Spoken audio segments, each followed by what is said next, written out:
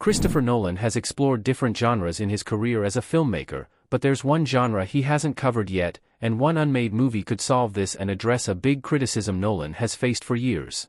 Christopher Nolan is one of the most respected and popular filmmakers of his generation, with his works getting praise from critics and general audiences.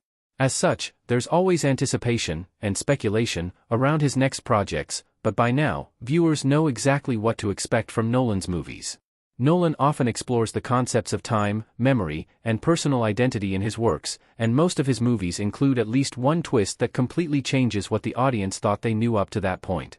Nolan has also mixed genres, mostly sci-fi with drama, and his movies have a serious tone. Despite the success of Nolan's works with critics and viewers, he hasn't escaped criticism, one of the biggest ones being the lack of humor in his stories, but this could have been fixed years ago with his Unmade action comedy. Jonathan and Christopher Nolan's Unmade action comedy explained. Christopher Nolan could have made his first comedy years ago. Guy Pearce as Leonard Shelby looking distressed while looking at photographs in a car at the end of Memento. During a TV producers roundtable hosted by THR, Jonathan Nolan shared that he and his brother, Christopher Nolan, were working on a script while the latter tried to sell Memento.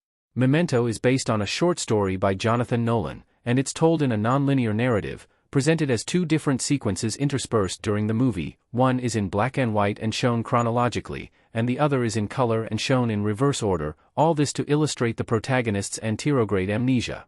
Although it's now regarded as one of Nolan's best works, it's easy to see why Memento struggled to find a studio.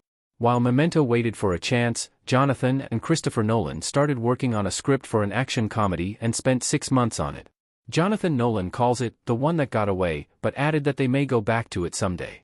In a separate talk on Dax Shepard's Armchair Expert podcast, via the playlist, Jonathan Nolan shared that he couldn't describe the project in case his brother ever wants to go back to it, and added that his brother's public and private personas are very different and he's a goofball, so it's not that surprising that he came up with the idea for a comedy. Christopher Nolan's movies are usually criticized for not having enough humor.